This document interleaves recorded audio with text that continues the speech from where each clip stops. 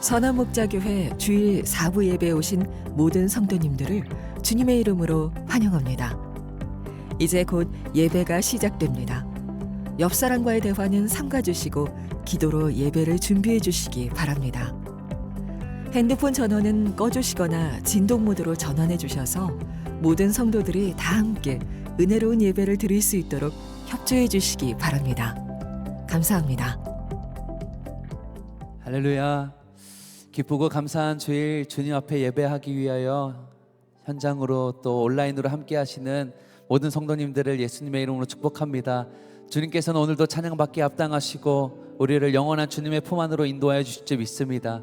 우리 함께 주 앞에 찬양하며 나아가시겠습니다.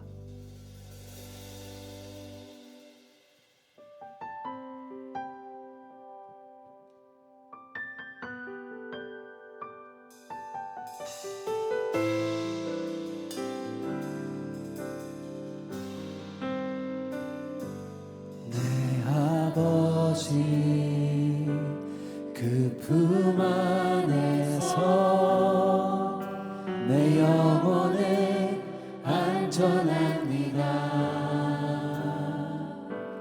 주 손길로 내 삶을 안으시니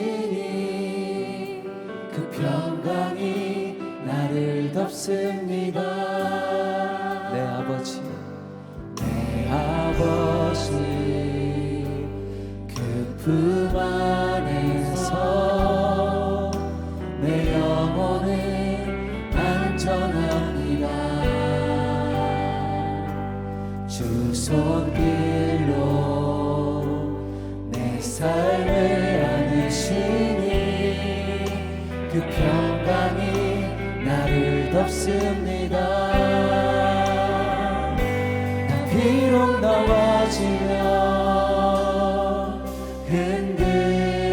흔들리지만 주 내 안에 거하며 나를 붙드시 내 생각을 주께로 돌리고 주시는 평강의 옷을 입습니다.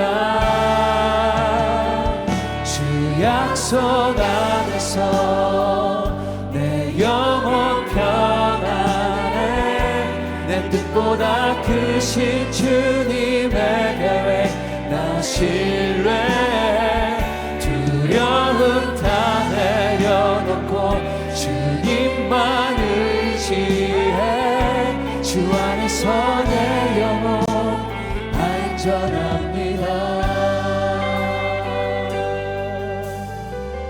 우리 다 함께 찬양합시다.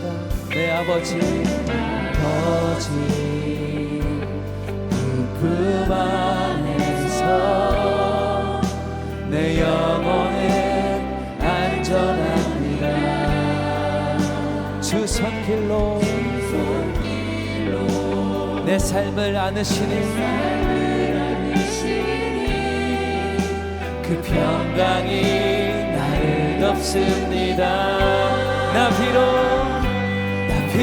넘어지면 흔들리지만 주 내 안에 거하며 나를 붙드시 내 생각을 주께로 돌리고 주시는 평강의 옷을 입습니다. 약속 안에서 내 영혼 평안해 내 뜻보다 크신 주님의 계획 나 신뢰해 두려움 다 내려놓고 주님만 의지해 우리 계속해서 고백합시다. 주 약속 안에서 약속 안에서 내 영혼 평안해 내 뜻보다 크신 주님의 계획 온전히 주님을 신뢰합니다. 모든 두려움이 사라지고 오늘도 살아계시고 역사하시는 주님 앞에 우리의 마음을 다하여 강배합니다. 주 약속 안에서 내 영혼 평안에 내 뜻보다 크신 주님의 계획 나 신뢰 두려움 다 내려놓고 주님만 의지해 주 안에서 내 영혼 안전합니다. 주 안에서 내 영혼 주 안에서 내 영혼 안전합니다. 주 안에서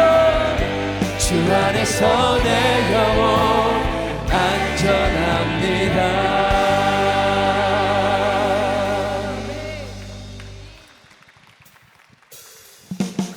우리 기쁨 가운데 나아갑시다.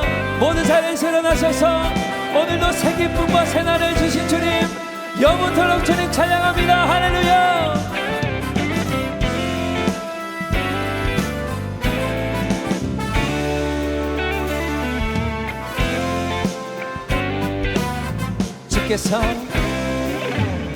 주께서 내 맘에 두신 기쁨을 이 세상 즐거움 비교할 수 없네.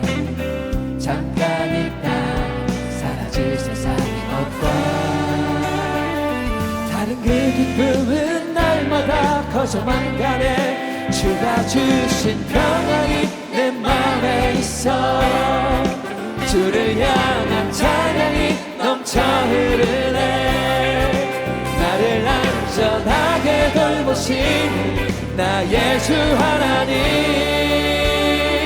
주를 찬양하리라. 주께서 내 인생 두신 소망을 이 세상 행복과 비교할 수 없네. 어둠 속에 사라질 세상의 것과 다른 그 소망은 날마다 커져만 가네. 주가 주신 평안이 내 맘에 있어. 주를 향한 찬양이 넘쳐 흐르네. 나를 안전하게 돌보시는 나의 주 하나님 주를 찬양하리라. 주가 주신 평안이 내 맘에 있어. 주를 향한 찬양이 넘쳐 흐르네. 나를 안전하게 돌보시는 나의 주 하나님 주를 찬양. 우리 기타로 주님 찬양합시다. 할렐루야.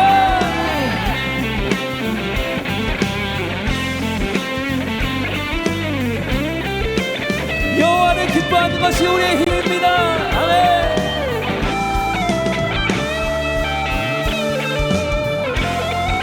우리 믿음으로 주가 주신 평안이 내 맘에 있어.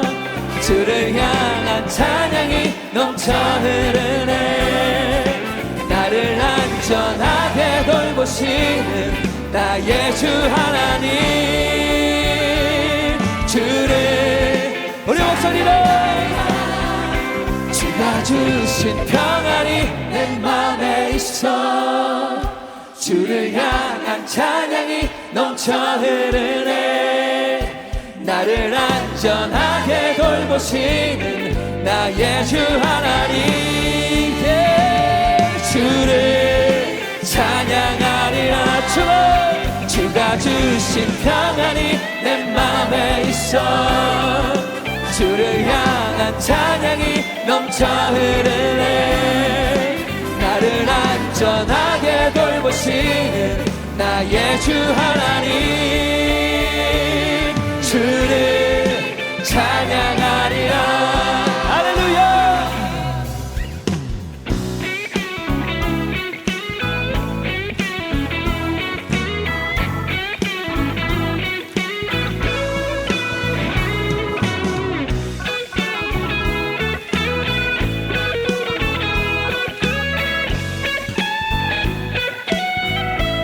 내 내 마음을 가득 채운 내 마음을 가득 채운 주의 찬양과 사랑 어떻게 표현할 수 있나. 수많은 찬양들로 그만 표현할 수 없어 다시 고백합니다. 내 마음을 가득 채운 내 마음을 가득 채운 주 향한 찬양과 사랑 어떻게 표현할 수 있나. 수많은 찬양들로 그만 표현할 수 없어 다시 고백합니다. 주 사랑해요. 주 사랑해요. 온 맘 다하여 말로 다 할 수 없어. 오, 주 사랑해요. 찬양받아 주소서. 수많은 멜로디와 찬양들을 드렸지만 다시 고백하기 원하네. 주님은 나의 사랑 삶의 중심 되시오니 주를 찬양합니다. 주 사랑해요. 말로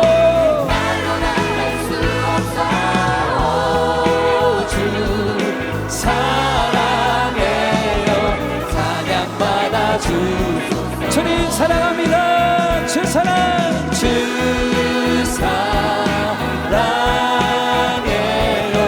온 맘 다하여 말로 다 할 수 없어.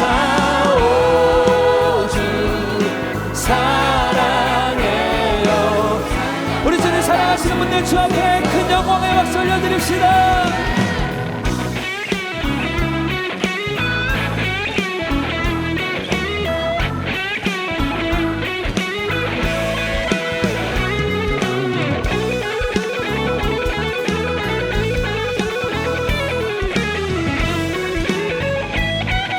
우리 주 앞에 고백합시다. 주님 사랑 다시 고백.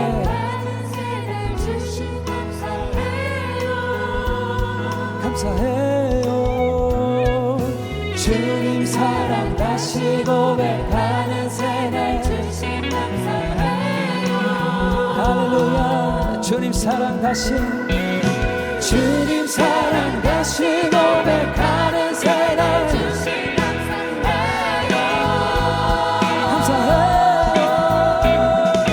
주님 사랑 다시 고백하는 새날 주신 감사해요. 주님 사랑합니다. 주 사랑해요. 온 맘 다하여 말로 다 할 수 없어. 주 사랑해요. 우리 목소리 높여 고백합시다.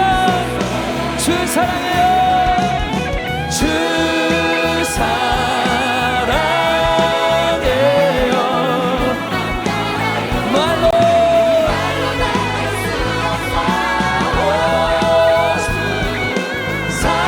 사랑해요. 할렐루야. 주님 찬양합니다.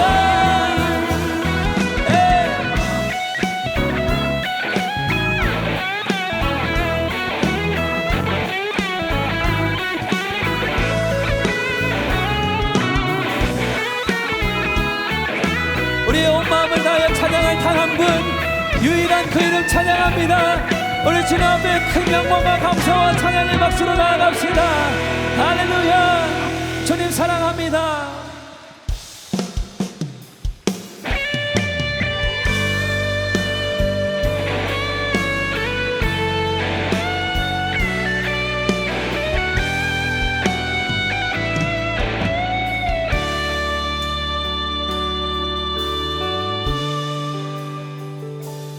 크신 하나님의 사랑 말로 다여 영 못하네. 저 높고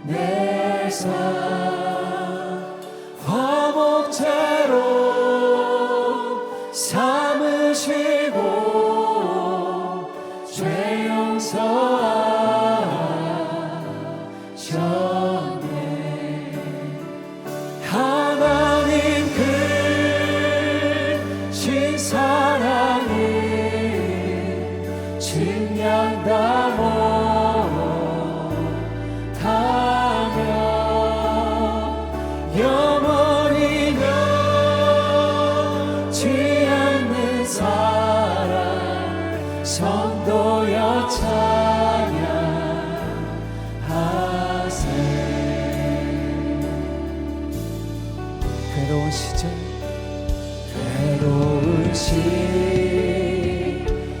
지나가도 땅 위에 영화 쇠할 때 주 믿지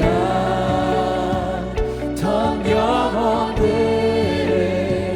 큰 소리 외쳐 울어도 주 믿는 성도들에게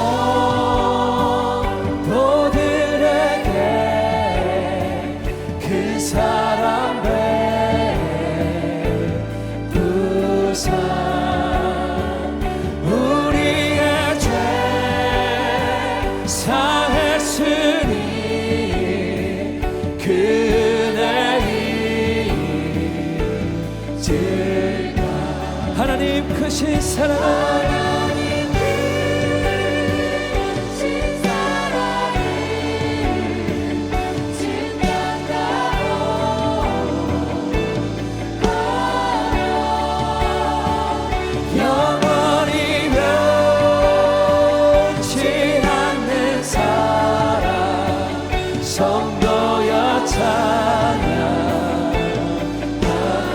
하나님 크신 사랑을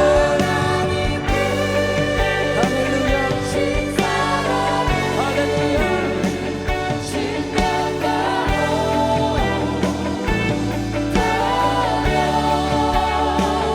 영원히 멸치 않는 사랑 성도여 찬양하세.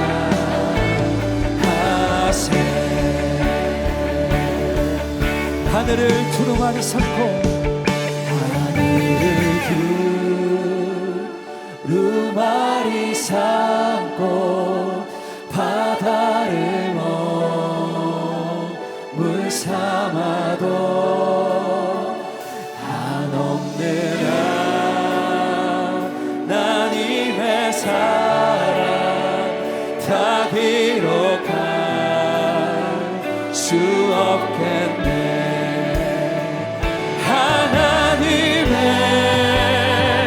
크신 사랑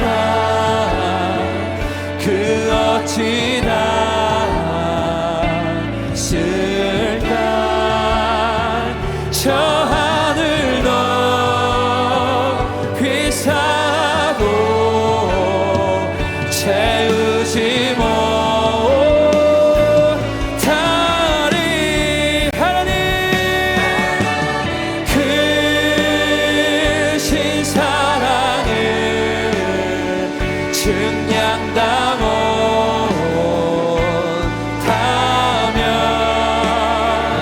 영원히 변치 않는 사랑 성도여 찬양하세.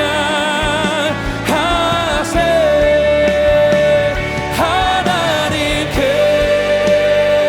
크신 사랑을 증량다 못하며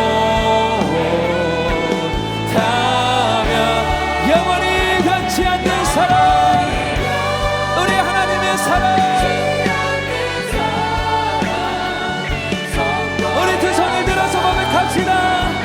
하나님 크신 사랑을 하나님 크신 사랑을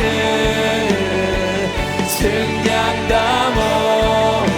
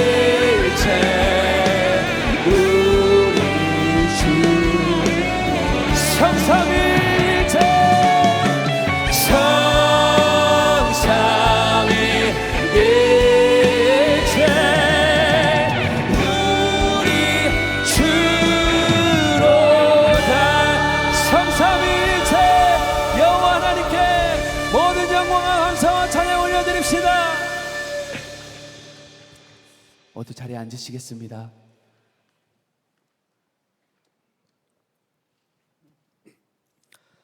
사랑과 은혜가 풍성하신 아버지 하나님, 지난 한 주간도 아버지의 한결같은 사랑으로 품어주시고 진리의 말씀으로 인도하시고 힘주셔서 기쁨으로 아버지께 나아와 예배 드릴 수 있게 하시니 감사드립니다. 성도들의 찬양 가운데 충만하게 임재하시는 주님, 이 시간 만왕의 왕 되시고 천지의 주관자 되시는 하나님의 영광을 바라보며 주님을 찬송합니다. 지난 한 주간 있었던 많은 사건들로 인하여 혼탁해진 저희의 마음을 쳐서 십자가에 복종시키며 온전히 주님만을 바라봅니다. 비록 저희가 온전하지 못하고 사랑하지 못하고 방황을 하였어도 그 모든 허물을 덮고도 남는 크신 사랑으로 저희를 용납하셔서 다시 아버지의 품으로 나아오게 하시니 저희가 회개하며 돌이키오니 예수님의 보혈로 씻어주시고 정결케 하여 주십시오. 믿음으로 순종하는 성도들 기뻐하시는 주님, 예수님과 함께하는 비범한 여정을 위하여 저희의 생각과 감정, 능력과 계획, 상황을 뛰어넘어 주님을 바라보며 나아가기 원합니다.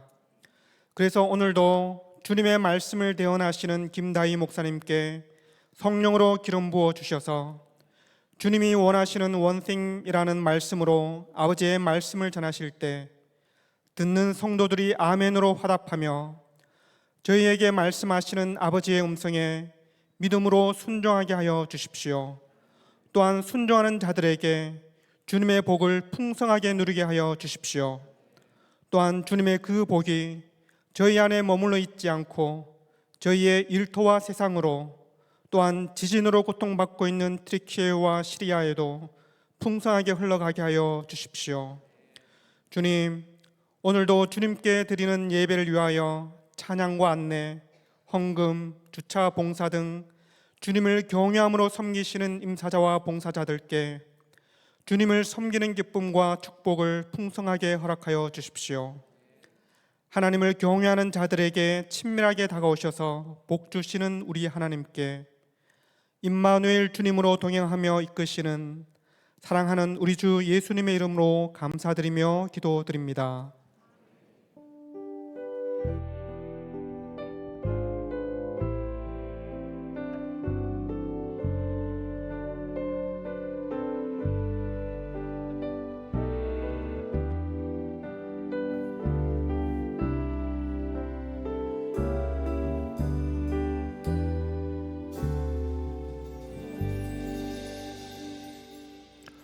네, 오늘 예배 가운데 4명의 아기가 유아 세례를 받습니다.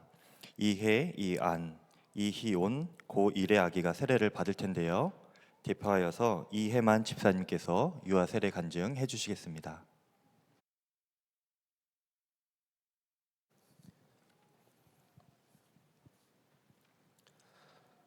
저희 부부는 결혼 후 일본에서 신혼생활을 했습니다.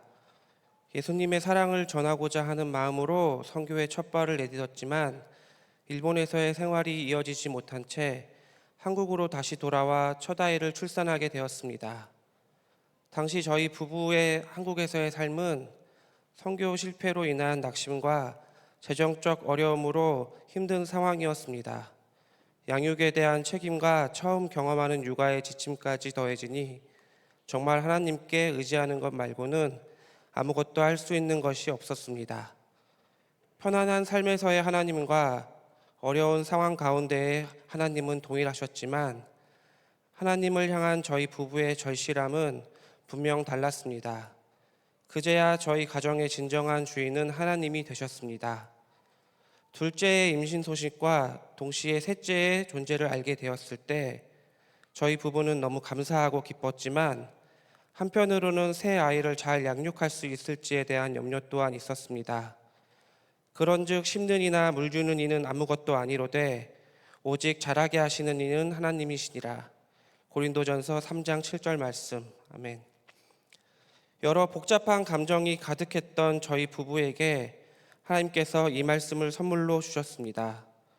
이 말씀을 믿고 저희는 분주함과 인내의 시간을 보내며 첫째와는 5년을, 둘째, 셋째와는 32개월이라는 시간을 함께 했습니다. 아들 셋을 양육하면서 저희는 행복해서, 때론 너무 힘들고 지쳐서, 그리고 감사해서 많이 울었습니다.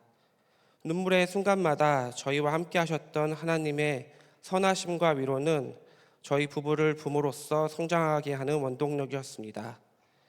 임마누엘의 하나님만으로도 모든 것이 충분했습니다. 세례를 준비하는 해와 아니가 이제는 4살이 되었습니다. 새해가 되니 확실히 작년보다 아이들이 우리와 더 많이 소통할 수 있음을 경험합니다. 저희 부부의 모습을 온전히 익히고 따라하는 아이들의 모습 때문에 가끔은 놀랄 때가 많습니다. 이제는 정말 하나님께서 허락하신 부모의 사명을 다하려 합니다. 아이들을 양육하는 전도자로 하나님과 가족 그리고 이웃을 섬기며 사랑하겠습니다. 그리고 우리 가정의 주인이신 하나님께서 아이들뿐 아니라 우리 부부도 양육하시고 계심을 믿고 아이들에게 하나님을 전하겠습니다. 아이들에게도 저희가 경험한 하나님을 알려주고 싶습니다. 실패와 좌절 속에서 만난 하나님, 은혜가 승리임을 경험하게 하신 하나님, 그 하나님이 우리 가정에 함께 하심을 경험하게 해주고 싶습니다. 지금은 그 기도의 모습만으로도 은혜가 되는 아이들이지만 점점 우리 아이들이 하나님의 마음을 알아 모든 나라와 모든 백성을 위해 기도하는 아이들로, 교회와 이웃을 사랑하고 섬기는 아이들로 자랄 수 있도록 가르치고 기도하는 부모가 되리라 하나님께 약속드립니다. 우리 부부에게 부모의 사명을 허락하신 하나님 감사합니다.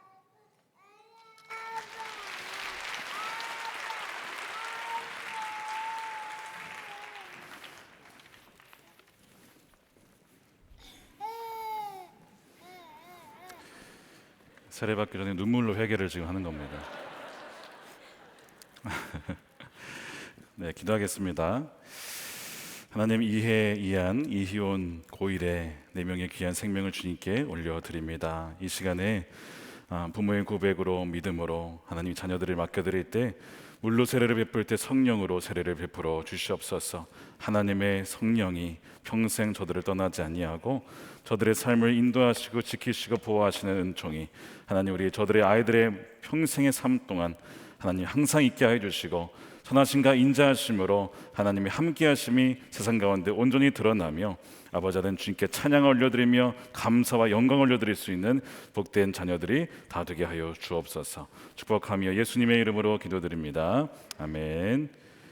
우리 먼저 이해부터 하겠습니다. 이해, 내가 성부와 성자와 성령의 이름으로 세례를 주노라. 아멘. 이안,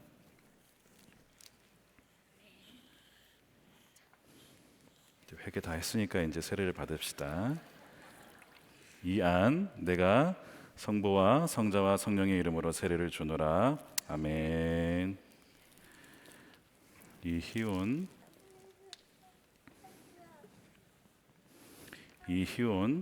내가 성부와 성자와 성령의 이름으로 세례를 주노라. 아멘.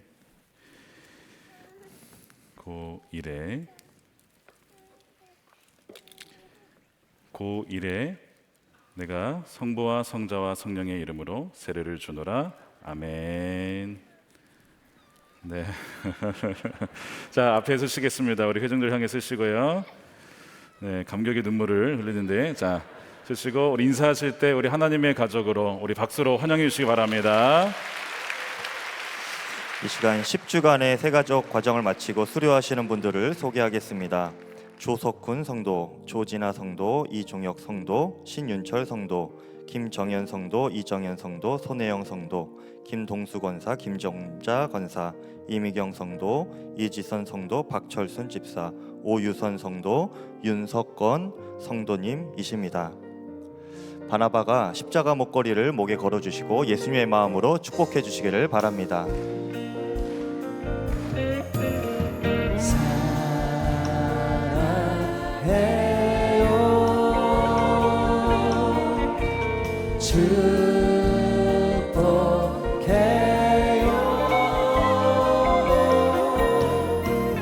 당신의 마음에 의해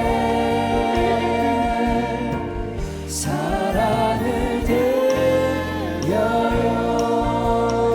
다시 한번 크게 박수해 주시기 바랍니다.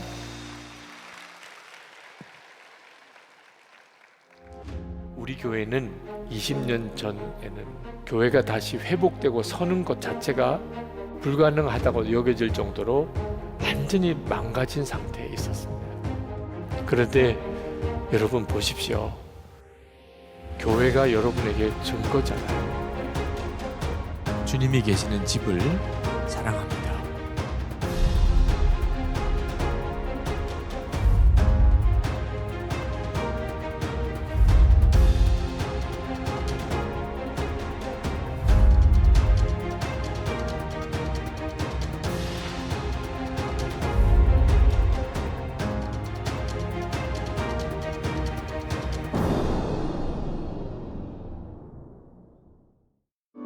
경기도 광주시까지 8km 남았습니다.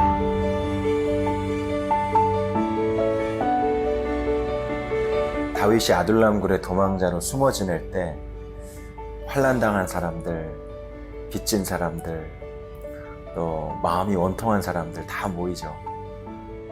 그리고 그들이 훗날 다윗 왕조를 세우는 1등 공신들이 되잖아요. 어떤 상한 심령이라도 그리스도의 복음으로 회복되고 살아나서 하나님 나라를 세워가는 일꾼이 되고요. 그 어떤 심령이라도 주님의 사랑으로 변화돼서 이 시대의 마지막 때에 하나님이 찾으시는 거룩한 한 사람의 예배자로 세워지는 그런 은혜를 소망하게 되었어요. 그런 은혜의 강물이 흘러넘치는 주님의 교회가 세워졌으면 좋겠습니다.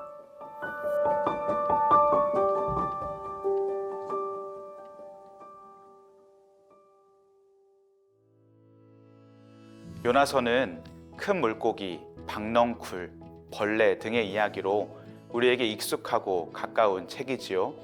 하지만 사실 요나서는 하나님보다 자기가 더 옳다고 여기는 요나 한 사람의 태도에 대한 이야기입니다. 앞으로 4주간 요나서 말씀을 바탕으로 하나님은 오르시다라는 주제로 은혜를 나누게 될 때 우리의 마음 가운데도 내가 나의 기준이 되는 것이 아니라 하나님이 항상 오르심을 고백할 수 있는 우리 모두가 되길 기대합니다. 튀르키예와 시리아의 지진 피해 소식이 계속되고 있습니다.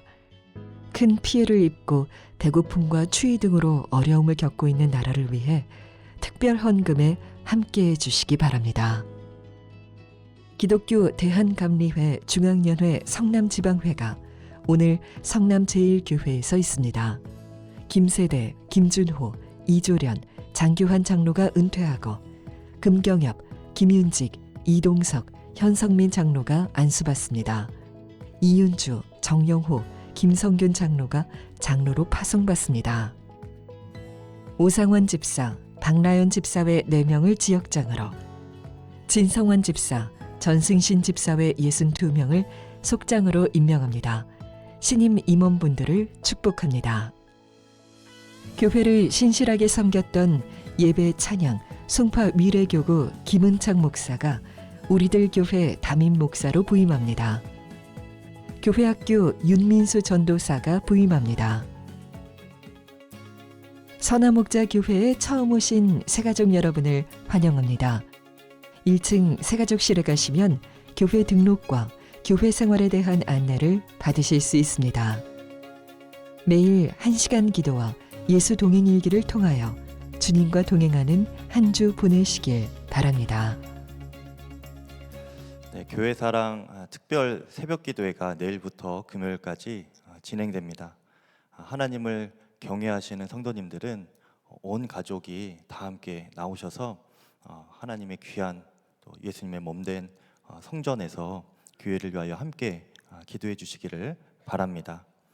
본당 2층 로비에 가시면 교회사랑 역사관이 마련되어 있습니다. 교회사랑 역사관이지만 하나님의 역사입니다. 여러분 둘러보시면서 기도해 주시고 또 역사관 앞에 브로셔와 기도 스티커를 나눠드립니다. 5일 동안 다 모으시면 19일 교회사랑 주일에 1층 로비에서 선물로도 교환하실 수가 있겠습니다.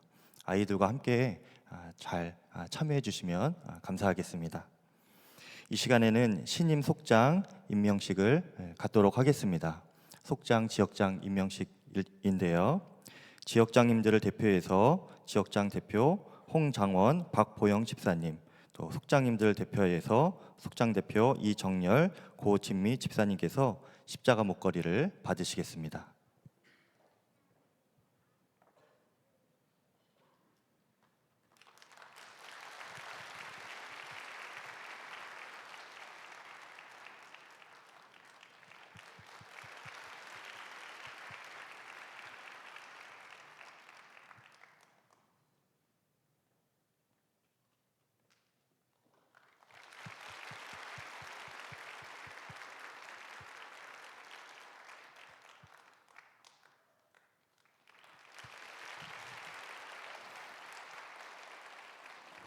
네, 신임 지역장 속장님들을 위하여서 다시 한번 큰 박수 해주시면 감사하겠습니다. 감사합니다. 이 시간 다 함께 하나님을 경외하는 마음으로 자리에서 일어서시겠습니다. 오늘 우리에게 주시는 하나님의 말씀은 여호수아 4장 1절에서 24절까지의 말씀입니다. 봉독은 1절에서 7절, 19절에서 24절까지 봉독하겠습니다. 온 백성이 모두 요단강을 건넜을 때 주님께서 여호수아에게 말씀하셨다. 너는 백성 가운데서 각 지파마다 한 사람씩 12사람을 뽑아서 세워라. 그리고 그들에게 제사장들의 발이 굳게 선 그곳 요단강 가운데서 돌 12개를 가져다가 오늘 밤 그들이 머무를 곳에 두라고 하여라.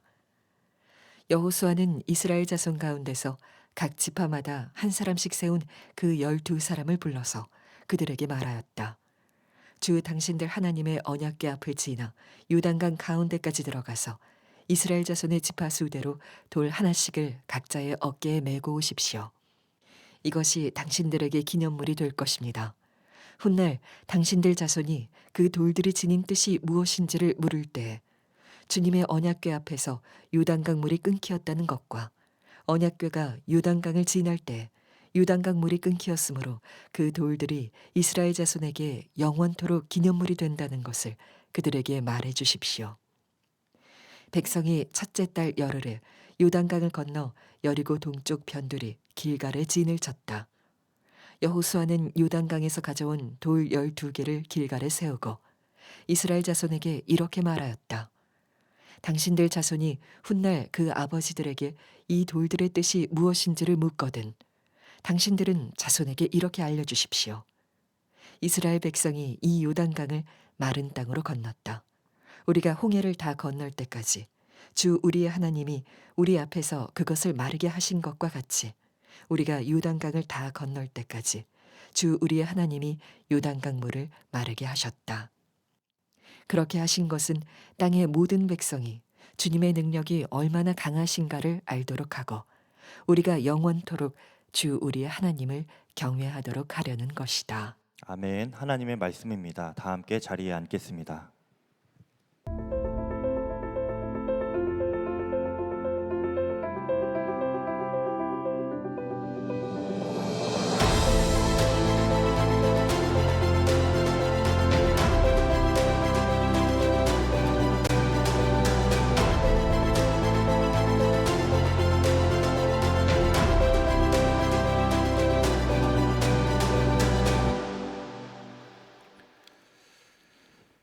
네, 우리 2013년에 출간되어서 지금까지 베스트셀러인 책이 하나 있는데요.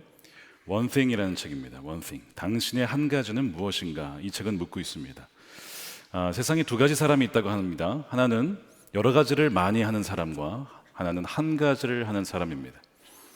음식점에 비교하면 맛집과 일반 음식점의 차이가 뭘까요? 맛집에는 잘하는 한 가지가 있어요. 김치찌개, 설렁탕, 떡볶이. 그것 때문에 손님들은 그곳에 갑니다. 다른 것이 많이 있어서가 아니라 그 하나죠. 당신의 그 한 가지는 뭐냐는 거예요. 이 책에 무슨 얘기를 하냐면 중요한 것이 여러 가지가 있다라고 생각하지만 사실은 하나라는 것입니다. 그래서 가지치기를 하고 그 한 가지에 집중하라, 뭐 이런 내용입니다. 저는 이 책이 질문하는 당신의 한 가지는 무엇입니까? One thing은 무엇입니까? 라는 그 질문을 바꾸고 싶습니다. 하나님께서 원하시는 one thing, 한 가지는 무엇일까요? 여러분 그것이 뭔지 알고 계십니까? 오늘 본문 여호수아 4장에 보면 하나님께서 여호수아와 그 세대에게 원하시는 one thing이 있다는 것을 알게 됩니다. 여호수아와 그 백성들이 하나님의 은혜로 요단강을 건넜습니다. 성결, 청결, 그렇죠? 성결하고 청결하고 그 다음에 경청하고 순종함으로 요단강을 건넜습니다. 그 다음에 하나님께서 각 지파별로 한 명을 택해서 그 제사장들이 서 있었던 그 요단강 가운데 그 발 아래에서 돌을 하나씩 가져오라는 거예요. 그리고 길갈이라는 곳에 그 돌을 갖다 두라는 것입니다. 그 이유는 이것이 요단강이 그쳤다라고 하는 영원한 기념물이 될 것이기 때문이라고 말씀을 하시는 거예요. 그러니까 이 돌들은 후손들을 위한 신앙 교육을 위한 어떤 그 재료가 되는 것이죠. 이 돌들이 길갈에 세워졌습니다. 여호수아가 4장 20절에 보면 여호수아는 요단강에서 가져온 돌 12개를 길갈에 세웠다라고 되어 있어요. 그러니까 길갈에 앞으로 이제 이스라엘 역사를 보게 되면 후손들과 자녀 세대 교육을 위한 터전이 됩니다. 예를 들어서 열왕기하 2장에 보잖아요. 엘리야가 엘리사를 어디서 교육시키는가? 길갈입니다. 그리고 엘리사가 선지학교를 운영해요. 역시 그 선지학교도 길갈에 있습니다. 왜 길갈에 있죠? 바로 요단강을 건넌 그 돌들, 그것을 상징하는 돌들이 바로 길갈에 있기 때문에 그것만큼 좋은 장소가 없었기 때문입니다. 여호수아가 이 가나안 전쟁을 할 때에 캠프를 치죠. 진을 치는데 그게 어디냐? 그게 길갈이에요. 계속 하나님 행하신 일들을 기억하고자 했던 것이죠. 근데 오늘 본문 마지막에 보면 하나님께서 왜 요단강 물을 마르게 하셨는지 더 구체적인 이유 2가지를 말씀합니다. 그것이 4장 23절입니다. 주 우리 하나님이 요단강 물을 마르게 하셨다. 그렇게 하신 것은 땅의 모든 백성이 주님의 능력이 얼마나 강하신가를 알도록 하고 우리가 영원토록 주 하나님을 경외하도록 하려는 것이다. 첫 번째는 선교적인 목적이 있었어요. 하나님을 믿지 않는 이들에게 하나님이 참된 신이다. 나머지 신이라고 하는 것들은 다 거짓 우상이다. 그들은 아무것도 아닌 것을 알게 하시려고 요단 강물을 마르게 하셨다는 거예요. 근데 2번째 목적은 제자 훈련 목적이에요. 믿는 하나님의 백성들에게 뭘 가르치려고 하시냐면 주 하나님을 영원히 경외하게 하려고 요단 강물을 마르게 하셨다는 것입니다. 그래서 이 여호수아 세대와 그 다음 자녀 세대들까지 우리가 영원토록 하나님을 경외하게 하려는 것이 하나님이 원하시는 원생이었다는 것이죠. 왜 자녀 세대에게 신앙 교육을 해야 되느냐? 여러분, 신앙이라는 것이 단 한 세대만에 끊길 수도 있어요. 김일성의 외조부가 목사님이었다는 것을 아시는 분 별로 없습니다. 그 외조부와 가족이 다 하나님을 믿었습니다.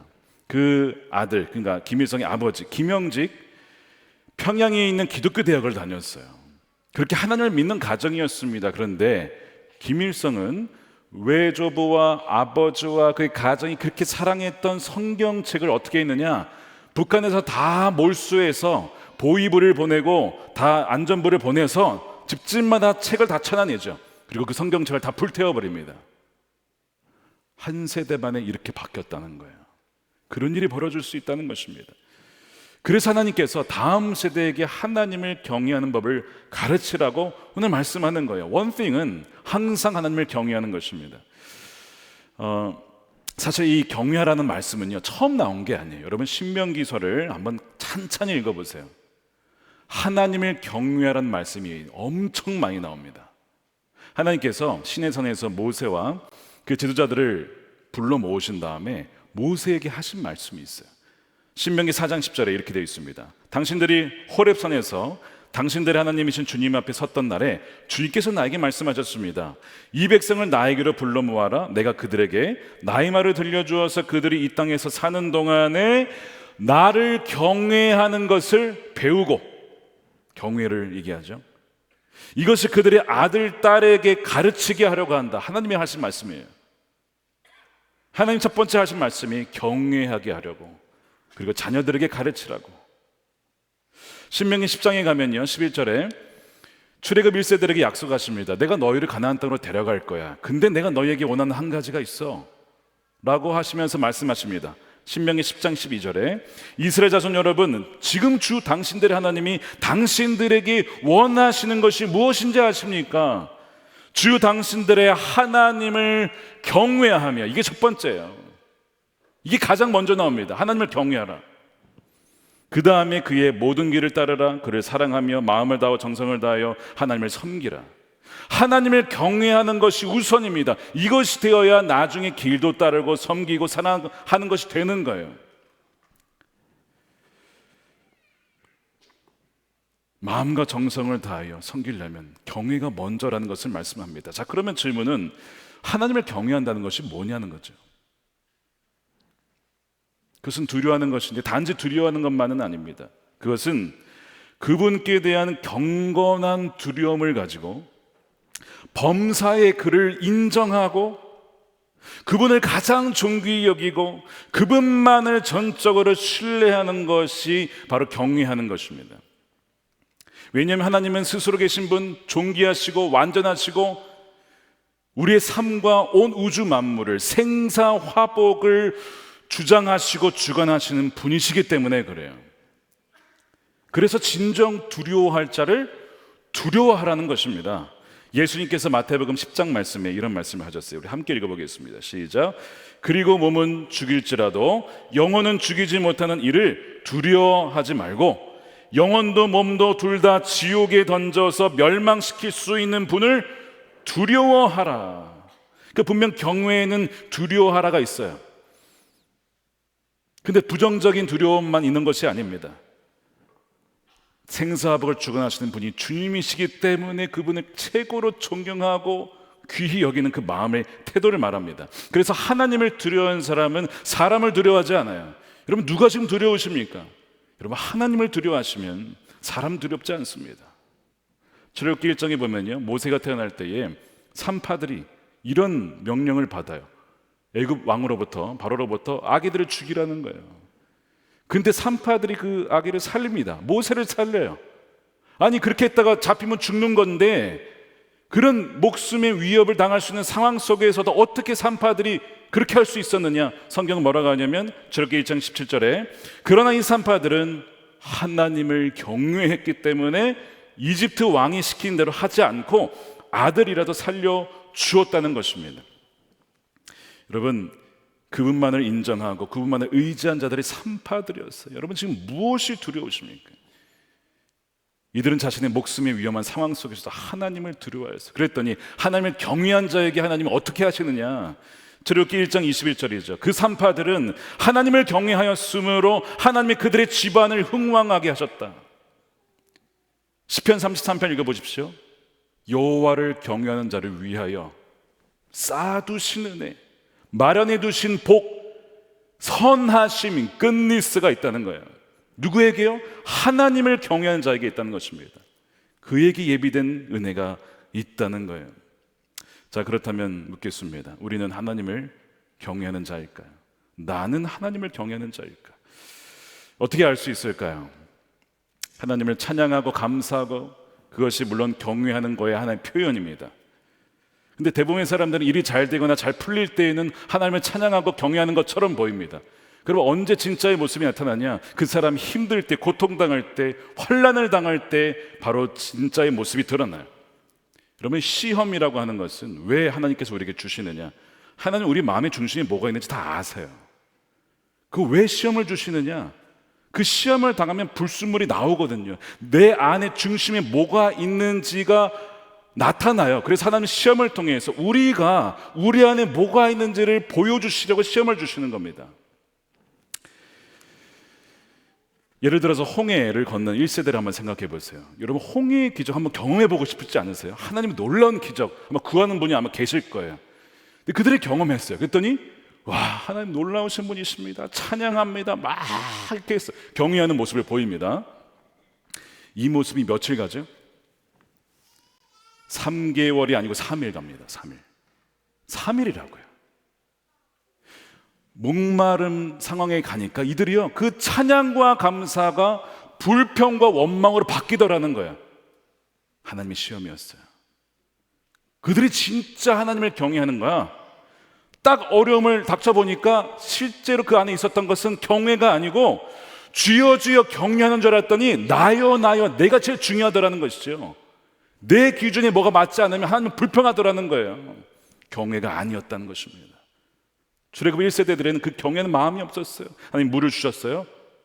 그럼 또 감사해. 그러다가 고기가 먹고 싶다. 고기 달라고 고기를 줬어요. 이거 언제 맨날 고기만 먹냐? 또 불평해. 차라리 우리가 애굽으로 돌아갔으면 좋겠다. 계속 이 반복이죠. 하나님을 경외함이 없었기 때문에 불순종이 나오고 불평이 나오고 그 결과는 광야에서 죽는 것이었어요. 그러니까 우리가 지금 안에 뭐가 있는지는 우리는 지금은 잘 몰라요. 삶의 환난을 당했을 때 내가 정말 하나님을 그럼에도 불구하고 경외하는지 아닌지가 그때 나타납니다. 비록 출애굽 1세대는 하나님을 경외하는 법을 배우지 못했지만 독보적으로 하나님을 경외하는 자가 있었으니 누구죠? 모세입니다. 모세가 하나님을 경외하는 그 마음을 여러 번 드러냈는데 그 중에 하나 단연코 탑이라고 할 수 있는 부분이 어디냐면 출애굽기 33장입니다. 하나님께서 뭐라고 하시냐면 백성들에게 그리고 모세에게 이런 얘기를 하시죠. 내가 너희를 다 인도하여서 내 천사를 친히 앞서 인도해서 너희를 가나안 땅으로 인도할 거야. 젖과 꿀이 흐르는 땅이야. 그리고 가나안 7족속 너희 대적이 되지 못해. 내가 다 이기게 해줄 거야. 그렇게 약속을 하시는 거예요. 얼마나 좋은 거예요. 그런데 세 번째가 있어요. 그런데 나는 너희와 함께 가지 않을 거야. 왜? 너희는 목이 곧은 백성이야. 내가 너희를 죽일까 하노라. 그러니까 지금 빨리 올라가. 그때 모세가 이런 얘기를 해요. 하나님, 저 친히 주께서 가지 않으시면 가지 않겠으면 저희를 올려보내지 마십시오라는 얘기를 하는 거예요. 그 제안을 거절합니다. 이런 얘기예요. 주님, 저의 목표는 땅값이 확실하게 보장되는 부동산이나 아파트나 좋은 집이 아닙니다. 제 필드와 분야에서 저의 대적이 없어서 경쟁할 자가 없어서 개인 브랜드 가치 1위가 되고 내 영역에 우리 기업보다 더 잘 나가는 기업이 없어서 가치 1위가 되는 것, 그것도 아닙니다. 이 모든 것을 다 주셔도 하나님이 함께하지 않는다면 무슨 소용입니까? 다 가져가서 좋습니다. 저에게는 하나님만 있으면 됩니다. 하나님 우리가 함께하지 않겠다면 하나님 다 필요 없습니다. 이것이 경외함입니다. 이것이 경외함이에요. 가장 주님이 존귀하시고 나의 기쁨이요 만족이요 기쁨의 근원이라고 고백하는 것이거든요. 작년 아둘람 기도의 재정 영상 중에 이런 간증이 있었어요. 하나님, 제가 돈이 있어서 보니까 하나님과의 친밀함을 놓쳐버렸습니다. 다시 예전으로 가난해질 대로 돌아가도 괜찮으니까, 다시 광야에 머물러 있어도 괜찮으니까 하나님과 함께하는 이 친밀함은 다시 놓치고 싶지 않습니다 라고 한 집사님이 고백하셨어요. 여러분, 이것이 경외함이에요. 시편 25편에 하나님의 친밀하심이 누구에게 있느냐? 경외하는 자에게 있습니다. 하나님과 친밀하면 주는 나의 친구라고 부른다고 되는 게 아닙니다. 그 조건이 뭐냐면 하나님을 범사에 인정하고 그분을 가장 존귀히 여기고 그분이 나의 진정한 피난처에 의뢰할 자시다라고 하는 자에게 하나님은 자신의 그 비밀을, 마음을 다 드러내는 거예요. 내가 모세에게, 아브라함에게 숨길 것이 무엇이 있겠느냐. 이 친밀함은 하나님을 경외하는 사람에게만 주어지는 것입니다. 경박한 자에게 주어지는 것이 아니라고요. 이 비밀을 알았던 또 한 사람이 있어요. 다윗입니다. 다윗이 시편 27편 4절에서 내가 원하는 한 가지가 있습니다. one thing을 얘기해요. 내가 여호와께 바라는 한 가지, 그것을 구하리니 내가 내 평생에 여호와 집에 영원히 살면서 여호와의 아름다움을 바라보며 그의 성전에서 사모하는 그것입니다.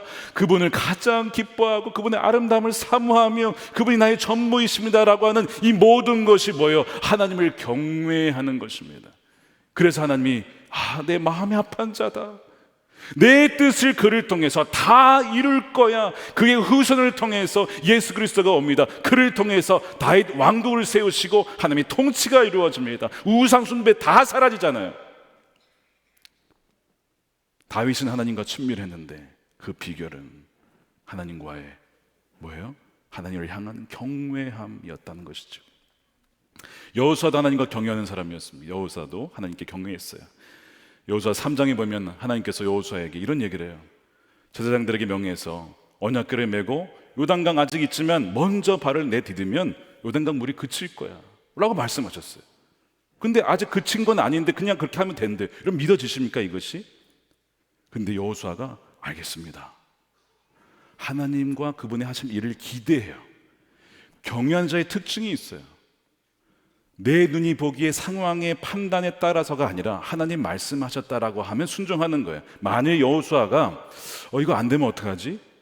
그렇게 했는데 망신당하면 어떡하지? 내 리더십의 권위에 손상이 있으면 어떡하지? 이런 염려했으면요, 사람을 두려워하거나 인기와 명예를 생각했으면 절대 그렇게 못합니다. 그게 중요한 게 아니었어요. 여호수아에게 말씀하셨으면 하나님이 분명히 뜻이 있을 거야. 그분은 완전하신 분이고 완벽하신 분이시고 나의 지혜와 생각보다 뛰어나신 분이시니까 그게 경외하는 자의 태도거든요. 그래서 정말 여호수아는 그렇게 순종하는 거예요. 그래서 여러분, 경외하는 자에게는 하나님을 향한 기대가 있어요. 여러분의 가정과 집과 사업 가운데, 자녀들 가운데 하나님을 경외함으로 하나님이 행하실 것을 여러분 기대하십니까? 여러분, 2006년에 우리 교회에 봉헌 예배를 드릴 때 200억이 넘었어요. 원래 빚을 다 갚아야 봉헌 예배라고 하고 완공을 했어도 빚이 있으면 입당 예배라고 합니다. 근데 그때 빚이 있었는데 봉헌 예배라고 했어요. 여러분, 이거 속이는 겁니까?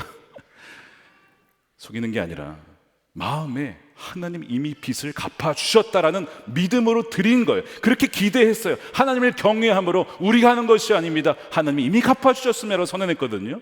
어떻게 됐죠? 여러분들이 친 겁니다. 이 교회 건물 자체가 여러분들이 길갈의 돌이라고요. 길갈의 돌. 고속도로 지나가다 보면 교회가 돌로 된 빌딩이 쭉 우리 교회가 세워져 있잖아요. 저 교회는 뭡니까? 그러면 저 교회는 원래 부도 나갈 교회였는데 하나님의 은혜로 다시 세워진 교회야. 그러니까 우리는 길갈의 돌을 다시 세울 필요가 없어요. 건물 자체가, 어떤 여러분들 자체가 살아있는 하나님의 증거이기 때문에 그래요. 내일부터 특별 새벽 기도회가 5시 반에 본당에서 주를 사랑하는 분들은 다 여러분 오시길 추천합니다. 하나님을 경외한 자는 하나님을 기대함으로 나아가요. 내 명예, 내가 창피를 당할지 모르는 이런 거 다 없는 거죠. 하나님을 경외했던 또 다른 이들이 있었는데 언약궤를 맨 제사장들입니다. 하나님께서 돌을 어디에서 가져오라고 했냐면 그 요단강 가운데 제사장들이 그 언약궤를 메고 있을 때 그 발 있죠. 그들의 그 발 밑에서 돌을 가져오래요. 이 돌이 상징하는 것은 요단강이 그쳤다라는 것을 상징하죠. 하나님의 위대하심을 상징합니다. 동시에 이 돌이 상징하는 것이 또 있어요. 이 제사장들이 보기에 이건 말도 안 되는 명령 같은데 하나님을 경외함으로 순종했던 것이 바로 그 돌의 상징입니다. 그러므로 자녀들이 이 돌들의 의미가 무엇입니까? 이렇게 물으려면 부모 세대에게 뭐가 있어야 되냐면 하나님을 경외함으로 순종한 흔적이 있느냐는 거예요. 그 돌이 있느냐는 거예요. 그래야만 자녀들이 물을 거예요. 그게 없으면 뭐 물을 것도 없는 거죠. 아니, 부모 세대가 경외하지 않는데 어떻게 자녀 세대가 하나님을 경외합니까? 많은 아이들이요, 대학에 들어가면서 신앙을 잃는다고 해요. 조용한 탈출, 사일런트 엑소더스라고 하거든요. 왜 그런 일이 벌어질까? 혹시 고2, 고3 때, 아니면 그 전에라도 시험 기간이 되는데 주 예배를 드려야 돼. 혹시 주일 성수냐, 시험 공부냐? 야, 시험 기간인데 너 그냥 그 예배 빠져. 그냥 시험 공부해. 라고 했거나 아니면 그 사이에서 갈등하는 모습을 혹시 부모님들이 자녀들에게 보여주지는 않았습니까? 하나님을 경외하기보다 시험 성적 떨어질까봐 야, 고3인데 무슨 수련회냐, 공부나 해 라고 하면서 혹시 하진 않았습니까? 좋은 대학 들어가지 못할까봐 그것이 두려워서 주변 사람들에게 자녀 대학 입시 결과 말하기가 창피해서 하나님을 경외하기보다는 사람들을 더 두려워하는 그 모습을 혹시 자녀들이 보지는 않았습니까? 여러분, 자녀들은요, 부모가 무엇을 가장 존귀 여기고 가장 소중히 여기는지를 다 알아요. 무엇을 가장 소중히 여기는지, 무엇을 그렇게 기뻐하는지, 무엇에 그렇게 아파하고 소리치고 힘들어하는지를 말이 아니고 표정과 감정과 행동을 통해 다 알고 있다고요. 아, 우리 부모님은 성적이구나, 좋은 대학이구나, 연봉 높은 직장이구나, 그걸 제일 좋아하시는 거야. 말은 신앙이지만 그렇구나라고 혹시 아이들이 알아차린 건 아닐까? 우리 자신을 진지하게 여러분 돌아봐야 돼요. 우리 안에 무엇이 있는지. 일주일에 한두 번, 한두 시간 그렇게 교회에서 아이들 교육한다는 것이 사실은 여러분 그걸로 하나님을 경외하게 만드는, 여러분 정말 그것은 한계가 있는 겁니다. 아이들은 주중에 월요일부터 토요일까지 가정과 학교에서 보내요. 주로 만나는 것은 부모님들의 말과 행동과 태도와 표정과 그것을 보고 있는 거예요. 부모님이 정말 하나님이 살아계시기 때문에 두렵고 떨림으로 경외함으로 살아가는지 아닌지 다 알아요. 결정적인 순간에 누구를 의지하는지를 아이들은 너무나 잘 아는 것이죠. 그걸 보고 그대로 따라가게 되어 있어요. 정말 부모님의 삶에 길갈의 돌, 그렇게 버티고 섰던, 순종하셨던 그것이 있다면 아이들이 반드시 물을 거예요. 그 돌들의 의미가 뭐냐고, 어떻게 그렇게 하나님을 따라갈 수 있었냐고. 여러분, 그렇다고 해서 꼭 대단한 기적이 일어나야만 되는 건 결코 아닙니다. 여러분, 중요한 것은 기적이 아니에요. 중요한 것은 경외함으로 순종한 삶이 있었느냐는 거예요. 물론 여러분, 요단강이 멈춘 역사가 있을 수 있어요. 하나님을 경외함으로 순종하다면 그런 일들을 하나님께서 허락하실 때가 있습니다. 감사한 일이죠. 그런데 그 결과가 요단강이 멈추는 것이 아니라 요단강이 휩쓸려가는 일이 있을 수도 있어요. 순종했는데 휩쓸려가더라는 거예요. 순종했더니 기업이 거의 망해가더라는 것이죠. 아니, 어떻게 이럴 수 있습니까? 라고 할 수 있는 그 상황에 마주할 수도 있습니다. 근데 중요한 것은, 결과보다 더 중요한 것은 정말 하나님을 경외함으로 내가 순종했는가? 하나님은 그것을 보신다는 거예요. 예를 들어서 여러분, 학계 선지자를 보세요. 포로에서 돌아왔던 백성들에게 회개라는 메시지를 전했던 이들이 그것을 듣고 회개합니다. 돌이켜서 삶이 바뀌어요. 얼마나 귀한 열매입니까? 게다가 성전 재건까지 그의 이 사역 기간 중에 일어나요. 학계 선지자만큼 이렇게 성공적인 사역을 한 사람이 이렇게 많지가 않습니다. 그러니까 하나님을 경외함으로 순종했을 때에 이런 열매를 하나님은 주실 때가 있어요. 그런데 예레미야를 보세요. 예레미야도 하나님을 참 경외한 사람입니다. 그저 하나님 주신 말씀만 전한 사람이에요. 회개하라 전했는데요, 반응은 완전 달랐어요. 사람들이 듣지도 않고요, 기피하고 싫어하고 미워해서 그를 구덩이에 쳐넣고, 사람들이 그걸 건지지 않았으면 아마 예레미야는 죽었을 겁니다. 미워해서 얼마나 눈물을 흘리며 살았는지 모릅니다. 그것이 예레미야 삶이었어요. 자, 학계는 성공적인 삶을 살았고 예레미야는 실패한 삶을 산 것일까요? 예레미야 학계 못지않게, 아니 어쩌면 하나님 보시기에 더 존귀한 삶을 산 거예요. 여러분, 학계서가 두껍습니까? 예레미야서가 두껍습니까? 둘이 비교가 안 되죠. 소선지자, 대선지자. 정말 얼마나 그 예언적인 메시지가 예레미야서 안에 있는지 몰라요. 중요한 것은 눈에 보이는 결과에 따라서 성공과 실패가 아니라는 거예요. 대형교회 목회해야 성공한 목회입니까? 사람은 적게 모이지만 하나님을 경외함으로 신실하게 그 자리를 지키는 수많은 보이지 않는 목회자들이, 선교사님들이 있는데 주님은 그 중심을 다 보시거든요. 중요한 것은 눈에 보이는 열매가 아니고 하나님을 경외하기 때문에 말씀에 순종하여 그 요단강 가운데 언약궤를 버티고 섰던 그 삶의 흔적이 있느냐 없느냐를 하나님은 보신다는 것입니다.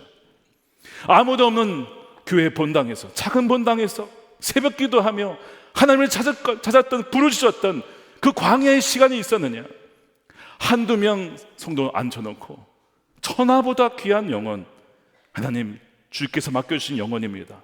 기도하며 성심을 다하여 주께 가장 영광스러운 예배를 드리기 위하여서 말씀을 준비하고 선포하였던 그 세월의 흔적이 있느냐는 것입니다. 하나님 나에게 직분을 주셨기 때문에 작은 것이지만 아무도 알아주지 않고 뭔가 보이는 열매는 없어도 그 영광스러운 하나님이 나에게 이것을 주셨으니 내가 부른 그 자리에서, 그 시간과 장소에서 성심을 다해, 마음을 다해 하나님께 하듯 했던 그것이 있느냐는 거야. 하나님은 그것을 귀히 여기신다는 것입니다. 그것이 경외하는 삶이에요. 그러므로 자녀들의 신앙교육의 목표는 뭐냐? 하나님을 경외함이 되어야 합니다. 오늘 그것이 그 말씀이에요. 오늘 핵심 말씀이 그겁니다. 영원토록 항상 너희와 너희 자손들이 나 여호와를 경외하게 하는 것, 그것이 one thing이라고 하는 것입니다. 저희 아버지께 물었습니다. 아버지, 할아버지가 일찍 돌아가셨는데 그렇게 힘들 때 산에서 지게 지고 나무 하면서 어렵게 사셨는데 어떻게 그렇게 사실 수 있었어요? 아버지, 그렇게 공부를 잘하셨으면 법대, 의대 충분히 가실 수 있었는데, 수석으로 갈 수 있었는데 왜 감리고 신학대학교 신학교를 가셨습니까? 제가 계속 물었어요. 목회하실 때 그렇게 가난했는데 초롬불 키면서 목회하셨잖아요. 아니 어떻게 그 세월들을 지키셨어요? 어떻게 살아가셨습니까? 제가 계속 질문을 던졌거든요. 하나님을 경외함으로 순종했던 그 삶의 흔적들이 궁금해서 그때마다 아버님이 그때 이런 일이 있었다, 이런 일이 있었다. 정말 요단강이 끊기고 마르는 역사들도 있었고요, 요단강에 휩쓸려가서 죽을 뻔한 적도 있었어요. 아마 이게 더 많았을 거예요. 중요한 것은 뭐라고요? 경외함으로 순종하여 나아갔던 그 삶의 중심과 동기, 그 마음의 중심이 가장 중요한 것이거든요. 그렇게 모으다 보니까 1500페이지, 거의 2000페이지가 다 되어가고 있습니다. 아버님이 매주마다 에피소드 2개씩 1대, 2대, 3대 우리 자손들에게 그것을 매번 보내주세요. 제가 종종 저희 가족 간증을 할 때 바로 거기서 나오는 이야기들입니다. 길갈의 돌이에요. 길갈의 돌. 하나님께서 어떻게 역사하셨는가, 경외함으로 순종했던 기록들, 자손들에게 그것을 가르쳐야 됩니다. 하나님을 영원히 경외하도록, 지금 저와 여러분들에게 하나님 말씀하시는 거예요. 영원히 나를 경외하도록 길갈의 돌을 가지고 가르치라고 말씀하시는 거예요. 여러분, 마르다가 여러 가지 일로 근심했어요. 혹시 여러분 여러 가지 근심 걱정이 있으십니까? 여러 가지 일 때문에 마르다도 그랬습니다. 너무 일이 많은 거야. 근심하고 있는데 예수님께서 이런 얘기해요. 마르다야, 너가 여러 가지 일로 지금 염려와 근심이 많은데 몇 가지만 하든지, 아니 한 가지만이라도 족하니라. 마리아는 이 좋은 편을 택하였으니 빼앗기지 아니할 거야. 마리아가 한 것이 뭡니까? 주님 앞에 머물러 앉아 그분을 존귀 여기고 그분을 바라보며 그분을 신뢰하며 사랑하며 하나님을 경외하는 것 한 가지면 족하니 나머지는 다 따라오게 될 것이다. 사랑하는 여러분, 하나님께서 모세를 통해서 출애굽 1세대에게 이미 말씀하셨었죠. 그리고 동시에 오늘 2세대와 그 다음 세대들에게 또 말씀을 하십니다. 내가 원하는 거 한 가지가 있어요. 바로 항상 나를 경외하는 거야 라고 말씀을 하세요. 여러분, 고난의 시기 때에 불평하지 않고, 광야에 있을 때 불평하지 않고, 풍요의 시절에 교만하여서 하나님을 잊지 않는 유일한 길이 뭔지 아십니까? 그것이 경외하는 것입니다. 광야에 있을 때 하나님이 오르신 분, 나에게 불순물을 제거하게 주신 것이지 인정하게 되고요. 풍요에 있을 때 이 재물 내가 얻은 게 아니야, 하나님이 나에게 주신 것이고 잠시 맡겨주신 거야, 나는 그저 선한 청지기일 뿐이야. 그래서 그 교만에 빠지지 않는 거예요.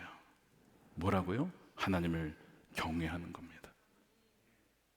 그래서 그분께 경건한 두려움을 품고 범사의 그를 인정하고 그분을 가장 경이롭고 존귀하게 여기고 그분만을 신뢰할 때, 이것이 경외하는 것인데 우리의 기도가 이렇게 되어야 됩니다. 주님, 우리 부모 세대가 먼저 하나님을 경외하는 법을 알려주십시오. 우리 마음 안에 하나님 경외하는 마음을 부어주셔서 우리 자녀들에게도 하나님을 항상 경외할 수 있는 그 길을 가르쳐서 그들도 그렇게 살아갈 수 있도록 하나님 인도하여 주옵소서. 이것이 우리의 기도여야 합니다. 바라기는 이 은혜가 여러분들과 여러분들의 자녀 세대와 이어지는 계속 다가오는 그 세대들 가운데 하나님만을 영원히 경외하는 그 은혜가 있기를 주님의 이름으로 축원드립니다. 우리 함께 기도하겠습니다.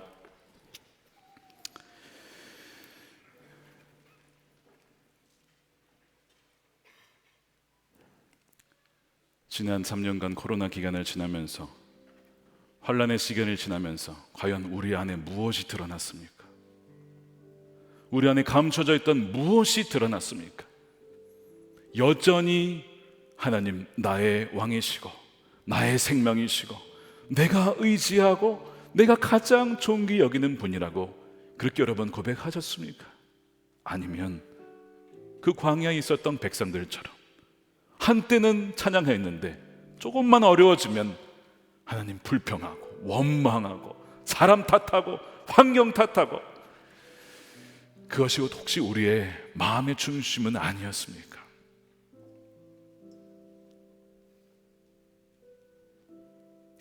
코로나를 이제 마무리하는 이 시점에 우리는 반드시 배워야 될 것은 하나님을 경외하는 것입니다. 온 세계가 멈추었어요. 하나님의 위엄하심, 광대하심, 온 세계가 스탑이 되었다. 누가 너희를 다스리는 자냐? 하나님이시라는 걸 알라는 것입니다. 이 시간에 기도할 때 하나님 우리에게 하나님을 경외하는 법을 알려주시고 그 마음을 주시고 우리 자녀들에게도 그 하나님 경외하는 법을 알려줘서 하나님만을 사랑하고 존귀 여기고 범사의 그를 인정하고 모든 지식의 근본 하나님을 경외하는 것이라고 하였는데, 주여 하나님만을 경외하는 자가 되게 해 주옵소서. 함께 기도하겠습니다. 하나님 감사합니다. 주님 그렇습니다. 우리에게 그 마음을 주시니 감사합니다. 아버지 하나님이 경외하는 법을 우리에게 알려주시고 가르쳐주시고 아버지 하나님 인도하여 주시옵소서. 하나님 우리가 경외하지 못하였습니다. 아버지 우리 입술로 범죄하였습니다. 하나님의 살아계심을 목도하지 못하였습니다. 우리의 영혼의 중심에 헛된 것이 자라하고 있었습니다. 주여 주여 하지만 사실은 나요라고 나를 높이고 나만을 원했던 삶을 살았습니다. 주여 우리를 불쌍히 여겨주시고 긍휼히 여겨주시옵소서. 우리 자손들이 우리가 가장 중요하게 여기는 것이 무엇인지 가장 잘 알고 있습니다. 아버지 하나님 우리의 중심이 온전히 주님만을 사랑하며 아버지 하나님 온전히 주님만을 존귀 여기는 삶을 살게 하여 주시옵소서. 마땅한 찬양과 영광을 주님 홀로 받아 주시옵소서.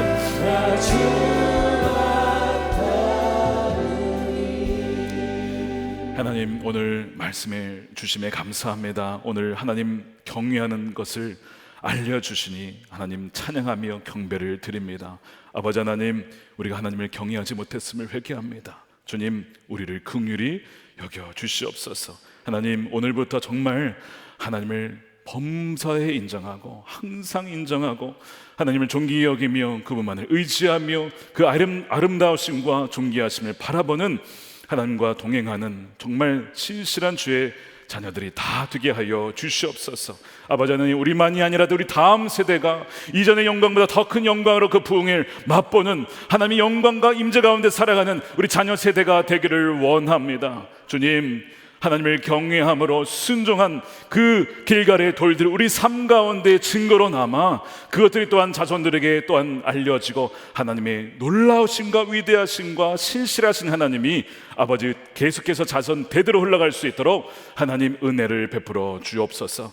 들키의 지역을 긍휼히 여겨주시고 생존자를 구출하여 주시고 귀한 사랑하는 성도들의 손길과 물질과 기도를 통하여 올려드릴 때 하나님 생명을 구원하실 뿐만 아니라 그 이슬람 지역에 복음이 증거되어지는 하나님 반전의 역사가 일어나게 하여 주시옵소서. 아버지 하나님 남과 북이 복음으로 하나 되게 하여 주시고 온전히 주님께 아버지 찬양함이 영광드릴 수 있는 이 한반도가 되기를 원합니다. 이 시간에 하나님 귀한 성도들의 11조와 감사헌금과 성교헌금을 기뻐 받아주시고 하나님께 존귀하게 저의 삶을 올려드리고 하나님만 영광 드릴 수 있는 복된 삶을 살게 하여 주시옵소서.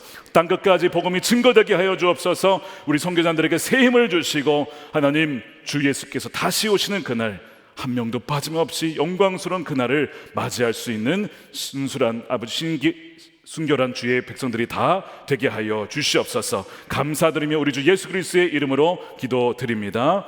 아멘. 우리 다 같이 일어나셔서 우리 찬양하겠습니다. 나의 소망은 주 경외함 찬양합시다.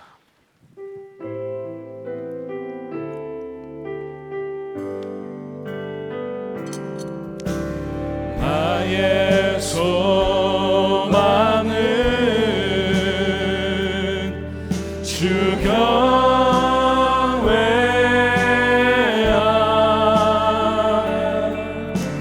내 맘을 다해 주 경배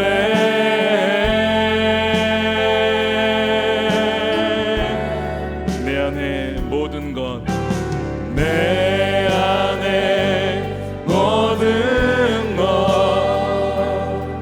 주 찬양해 주님만 사모해 주님만 사모해 영원히. 우리 두 손 들고 찬양하겠습니다. 나의 마음을 주께 나의 마음을 주께 내 영을 주님께 나 주 위에 살아있는 동안 어느 순간에도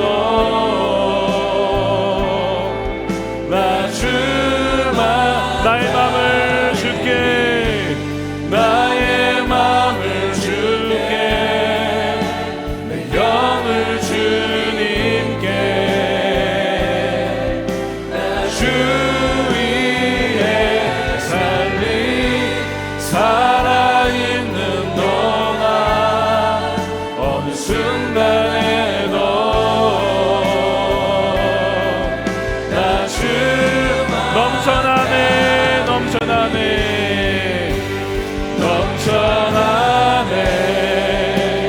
넘쳐나 주를 향한 내 속의 갈망이 향한 내 속에 갈망이 주님께 날 이끌어 주소서 날 이끌어 주소서 주님을 더 원하 넘쳐나네